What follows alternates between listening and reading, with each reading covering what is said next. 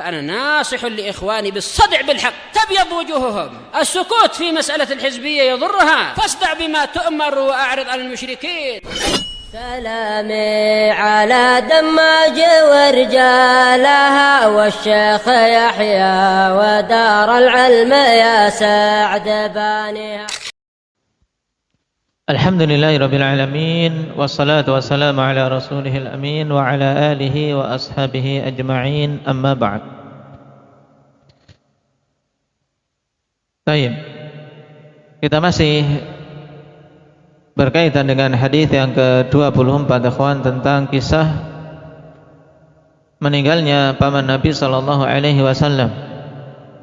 Dan Imam Muslim rahimahullahu ta'ala terkait hadis ini menyebutkan satu mutabi'.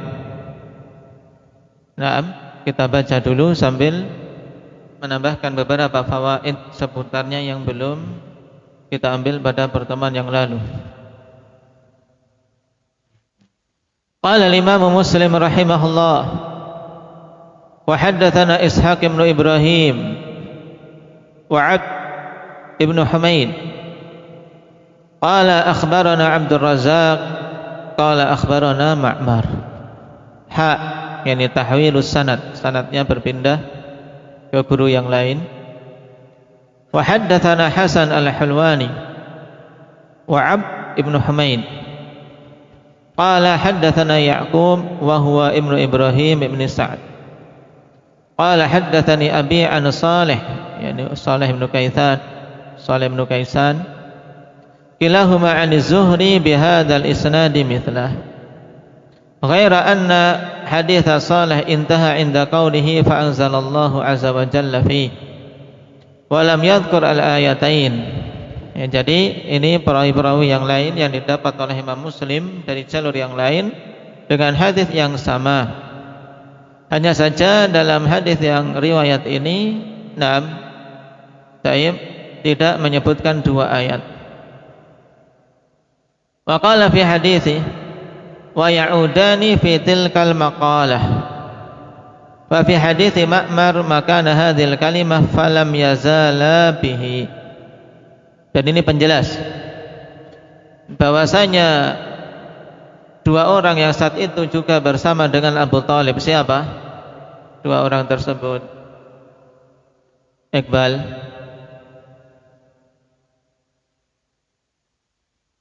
Nah, yaitu Abu Jahl dan Abdullah ibnu Abi Umayyah. Keduanya ini juga mengulang-ulang di pendengaran Abu Thalib kalimat at-targhabu an millati Abdul Muttalib. Ketika Nabi mengulangi seruan agar pamannya ini mengucapkan la ilaha illallah, tapi dua orang teman yang buruk itu terus-menerus mengulangi juga kalimat, apakah kamu membenci agama bapakmu Abdul Muttalib? Ini bahayanya teman yang buruk, akhwan. Dia akan membisiki walaupun sudah dekat dengan kematian. Nah, karena berusaha untuk menarik pada keburukan. Wa ya'udani fi tilkal maqalah. Keduanya pun mengulang-ulang. Dalam riwayat yang lain falam yazala bihi, dan terus-menerus keduanya juga mengupayakan agar Abu Thalib tetap berada di atas agama nenek moyang. Dan akhirnya dia lebih memilih untuk tetap berada di atas kekufuran wal'iyadzubillah, sebagaimana pada kisah yang telah kita baca secara lengkap pada pertemuan yang lalu. Naam. Kemudian Imam Muslim rahimahullahu ta'ala juga menyebutkan hadis dari sahabi yang lain, tapi kisahnya masih sama. Kita baca dulu. Wa qala rahimahullahu ta'ala haddatsana Muhammad bin Abbad wa ibnu Abi Umar qala haddatsana Marwan an Yazid wa huwa ibnu Kaisan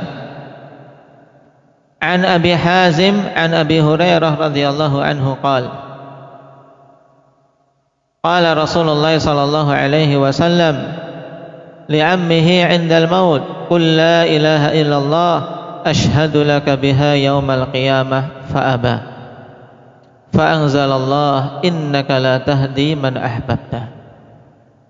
Ini riwayat dari Abi Hurairah radhiyallahu anhu. Naam. Bahwasanya Rasulullah sallallahu alaihi wasallam mengatakan kepada pamannya menjelang kematiannya. Telah kita jelaskan bahwasanya indal maut maksudnya apa? Ketika sudah datang tanda-tanda kematian tapi belum sampai ghargharah, yaitu nyawa belum sampai tenggorokan, tapi sudah mulai kelihatan tanda-tanda kematian, dan ini masih diterima seandainya dia mengucapkan la ilaha illallah. Seandainya seorang bertobat masih diterima, dan masih sadar. Nabi mengatakan qul la ilaha illallah asyhadu laka biha yaumal qiyamah. Katakanlah wahai paman, la ilaha illallah, aku akan bersaksi untukmu dengannya pada hari kiamat kelak. Fa'aba, tapi Abu Thalib enggan.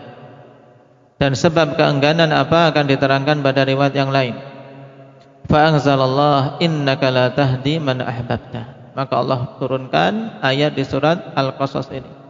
Sungguhnya engkau wahai Nabi tidak akan mampu untuk memberikan hidayatut taufik kepada orang-orang yang engkau cintai. Akan tapi hanya Allah Subhanahu wa ta'ala lah yang akan memberikan hidayah kepada siapa saja yang Dia kehendaki. Naam.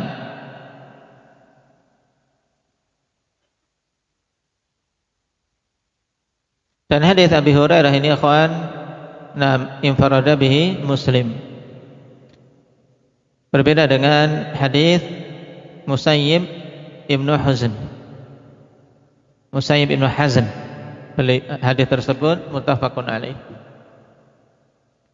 Qala haddatsana Muhammad ibn Hatim bin Maimun, qala haddatsana Yahya ibn Sa'id, qala haddatsana Yazid ibn Kaisan an Abi Hazim al-Ashja'i an Abi Hurairah radhiyallahu anhu. Ini riwayat yang lain dari hadis Abi Hurairah.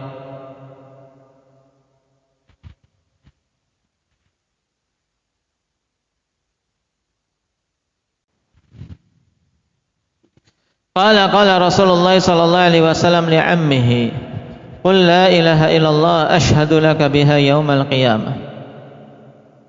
Qala laula an tu'ayyirani Quraisyun yaqulun innama hamalahu ala dhalikal jaza' la aqrartu biha 'ainak. Fa anzalallahu innaka la tahdi man ahbabta walakinallaha yahdi man yasha. Pada riwayat ini khonifillah terdapat faedah penting terkait sebab kenapa sampai Abu Thalib enggan mengucapkan la ilaha illallah. Bukan karena dia itu tidak mengetahui yang dibawa oleh Nabi sallallahu alaihi wasallam adalah hak. Naam, tapi perhatikan dalam hadis ini Rasulullah sallallahu alaihi wasallam mengatakan kepada pamannya, katakanlah la ilaha illallah, aku akan bersaksi untukmu dengannya pada hari kiamat. Kemudian Abu Thalib menjawab, laula an tu'ayyirani Quraisyun yaqulun innama hamalahu ala dhalikal jaza' la aqrartu biha 'ain. Seandainya saja orang-orang Quraisy tidak akan mencelaku, nah, menjadi khawatir mendapatkan celaan dari apa? Dari kabilahnya, dari orang-orang Quraisy. Yaitu ayyirani ay tasubbuni, tuqabbihu ilayya, itu mencaciku, menjelek-jelekanku ketika aku sudah mati. Jadi takut celaan manusia, ikhwan, termasuk di antara sebab terbesar yang menghalangi banyak orang untuk menerima kebenaran. Kalau orang sebesar Abu Thalib saja yang saat itu rela untuk sama-sama susah bersama Nabi sallallahu alaihi wasallam. Nah, tapi untuk masuk ke dalam Islam berpikir panjang, khawatir dicela. Nah, makanya seorang kalau menginginkan kebenaran, akhwanifillah, ingin untuk berjalan di atas sunnah Rasul sallallahu alaihi wasallam, kalau masih ada hal ini, Hal ini bisa menjadi penghalang berat, penghalang besar. Kenapa? Karena keridhaan manusia itu adalah hal yang tidak akan mungkin bisa kita dapat. Ridhon nas ghayatun la tudrak. Dan di antara sifat orang-orang yang Allah janjikan sebagai pengganti orang-orang murtad adalah apa?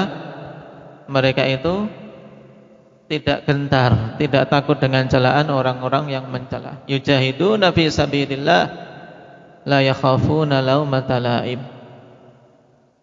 Berjihad, berjuang di jalan Allah, tidak takut dengan celaan orang-orang yang mencela.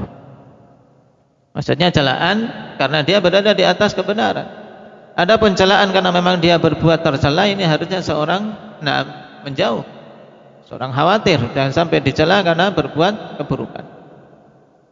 Nah, di sini sebab yang menghalangi Abu Talib adalah apa? Takut celaan dari orang-orang Quraisy. Naam. Laula an tu'ayyirani Quraisyun. Seandainya saja orang-orang Quraisy tidak apa? Mencelaku. Yaqulun, mereka mengatakan innama hamalahu ala dzalikal jaza'. Hanyalah membawa Abu Talib untuk apa? Melakukan itu adalah al-jaza'. Taib. Dikatakan oleh Imam Al-Qurtubi rahimahullahu taala dalam syarah beliau, ikhwan, yang dimaksud adalah ad-dha'f wal khawar. Yaitu maksudnya orang-orang Quraisy akan menghina Abu Talib. Dia mengucapkan la ilaha illallah hanya karena dia itu lemah. Orang yang lemah saat itu sudah mau mati, akhirnya mengucapkan la ilaha illallah. Taib. Ini yang menjadikan dia kemudian terhalangi untuk mengucapkan la ilaha illallah. Padahal kata beliau atau kata Abu Talib ini, laula an tu'ayyirani Quraisyun yaqulun innama hamalahu ala dzalikal jaza' la aqrartu biha 'aina. Maka sungguh aku akan jadikan matamu berbinar-binar wahai Muhammad, yaitu aku akan gembirakan hatimu untuk aku mengucapkan kalimat tersebut karena yakin itu kalimat yang hak. Dia tahu la ilaha illallah kalimat yang hak, cuman tadi penghalang dia untuk mengucapkannya karena apa? Khawatir dicela oleh kaumnya. Khawatir diejek bahwasanya dia ucapkan itu bukan karena pilihan sendiri, bukan karena keyakinan, tapi karena kelemahan. Sehingga di sini ibrah sangat penting bagi kita. Bahwasanya penghalang kebenaran, ikhwan, sekecil apapun kalau Allah Subhanahu wa taala jadikan itu sebagai penghalang, maka akan menghalangi seseorang dari apa? Menerima al-haq. Maka banyak-banyak kita memohon kepada Allah Subhanahu wa taala taufik, memohon hidayah. Karena penghalang-penghalang yang akan menghalangi seorang menuju kebaikan itu banyak. Naam. Tayyib, batu-batu sandungan di depan kita, ikhwan, dalam perjalanan menuju Allah Subhanahu wa taala banyak. Kalau seorang tidak diberi taufik oleh Allah Subhanahu wa taala, bisa terjerembab, bisa tertahan, dan bisa saja dia berbalik arah setelah mendapatkan hidayah. Nah, penghalang karena ingin kerja misalnya, dorongan duniawi. Nah, sebagiannya mungkin awal niatannya bagus, ya, untuk nyari bekal, untuk beli ini dan itu. Nanti setelah itu mau belajar lagi, tapi setelah itu terseret, akhirnya tidak bisa kembali. Nah, sebab banyak untuk seorang terpalingkan dari jalan yang utama. Maka yang hendaknya kita mohon pada Allah Subhanahu wa taala adalah apa? As-sadad, yaitu kelurusan dalam memilih. As-sadad. Ketika Rasul sallallahu alaihi wasallam bimbingan kepada Ali bin Abi Thalib doa yang ringkas dan padat. Naam, tayyib Allahumma hdini wa saddidni. Ya Allah, berikan hidayah kepadaku dan berikan kelurusan kepadaku. Nabi katakan, "Udzkur bil hidayah hidayatat thariq. Ingat ketika engkau meminta ini, meminta hidayah, ingat ketika apa? Engkau mencari petunjuk jalan. Ingat ketika seorang sesat, ikhwan, pergi tidak tahu arah mana atau tidak tahu tempat yang dituju, dia tanya dan dia akan patuh kepada orang yang memberikan petunjuk. Nah, ini ketika kita mencari hidayah, meminta hidayah seperti orang ini. Wadhkur bis sadad sadadas sahm, dan ingat ketika minta kelurusan itu, kelurusan seperti apa? Lurusnya anak panah. Anak panah kalau tidak lurus sedikit saja tidak akan bisa tepat sasaran. Nah, dan itu semua yang mampu memberikan adalah Allah Subhanahu wa taala, al-huda was-sadad. Kenapa kita ulang-ulang meminta itu? Karena pentingnya hidayah was-sadad. Apalagi di zaman banyak fitnah, di zaman banyak kepentingan-kepentingan, di zaman banyak hal-hal yang menipu kita. Kalau kita tidak diberi sadad dalam memilih, nah, akan banyak hal tersia-siakan dan mungkin seorang bisa terpaling. Nah, juga di antara faedah dari kisah ini, akhwan, nah, dari kisah matinya Abu Talib, selain apa yang telah disebutkan di depan, nah, penegasan bahwasanya siapapun itu kalau mengakhiri kehidupannya dengan kalimat la ilaha illallah, maka itu adalah apa?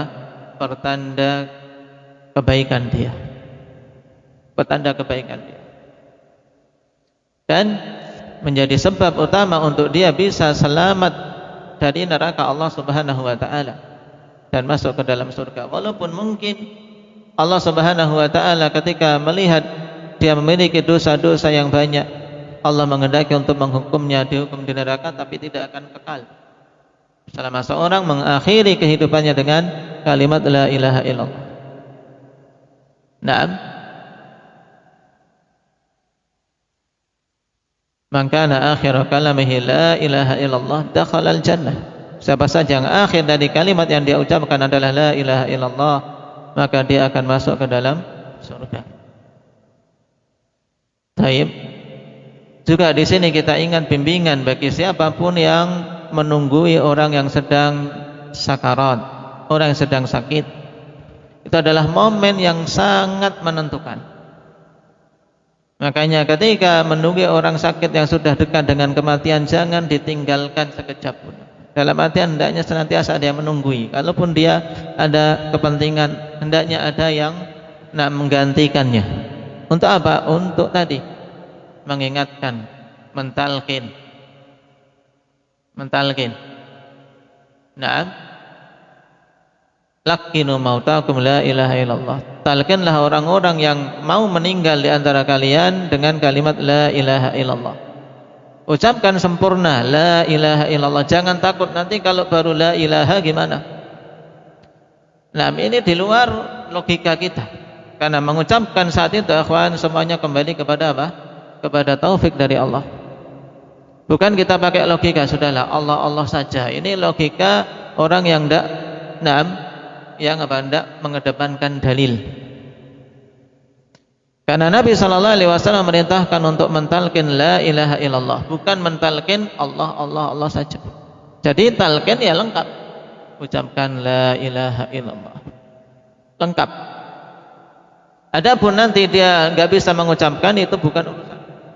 Atau dia baru mengucapkan la ilaha yang kedengaran kita kemudian terputus, mungkin dia selesaikan illallah dengan lirih nggak kedengaran, itu juga apa? Naam, kita tidak bisa memastikan. Yang penting tugas seorang yang menemani siapapun itu yang dalam kondisi menghadapi kematian adalah mentalnya. Apalagi orang-orang kita cintai, kawan, orang tua kita atau yang lainnya. Nah, jangan sampai apa? Seorang menyesal ketika melewatkan hal ini dan tidak mengetahui bagaimana akhir kehidupan orang tuanya, padahal saat itu dia sedang berada di sana. Nah, kalau sudah mengucapkan setelah itu tidak usah diulang-ulang. Sekali sudah mengucapkan la ilaha illallah, dah diam. Kecuali kalau nanti bicara lagi, dia bicara dengan perkataan yang lain, nah diulang lagi. Karena sudah apa? Sudah ada pembicaraan lain. Tapi kalau sudah mengucapkan la ilaha illallah, sudah tidak usah diajak bicara, juga tidak usah ditalkin lagi. Nah, biar semoga itu menjadi akhir kalimat yang keluar dari mulutnya. Tapi kalau lama, kehidupan masih lama, nah, tayyib, belum juga meninggal, diingatkan lagi. Apalagi kalau sudah berbicara, nah, dengan pembicaraan yang lain. Dan juga dibimbingkan oleh para ulama agar ketika mentalqin tidak seperti orang memaksakan. Dan artian ucapkan diulang-ulang banyak, enggak. Kenapa? Dalam kondisi tersebut hati terkadang menjadi jengkel, akhirnya malah tidak mau mengucap. Orang menghadapi kematian akhwan dalam kondisi sempit. Innalil mauti sakarat. Sungguhnya untuk kematian adalah sakaratnya, ada hal-hal yang sakit. Kalau Rasul sallallahu alaihi wasallam mengkhabarkan sakitnya ketika sakarat, padahal itu malaikat sudah menempuh yang paling lembutnya. Nabi merasakan sakitnya sakarat, walaupun itu sakit yang paling ringan yang dirasakan dibandingkan dengan selain beliau. Maka apalagi selain beliau sallallahu alaihi wasallam. Maka dalam kondisi itu tentunya kondisi sempit, hanya taufik dari Allah untuk bisa mengucapkan kalimat tauhid la ilaha. Makanya penting untuk kita mohon pada Allah Subhanahu wa taala husnul khatimah, bisa mengakhiri kehidupan ini di atas kalimat tauhid. Nah, barakallahu fikum, mungkin ini sebagai tambahan dari fawaid hadis yang berkaitan dengan hadis kisah matinya Abu Thalib. Kita mohon kepada Allah Subhanahu wa taala agar berikan hidayah kepada kita semua dan mematikan kita semua di atas Islam dan sunnah. Subhanakallah bihamdik, asyhadu an la ilaha illa anta, astaghfiruka wa atubu ilaik.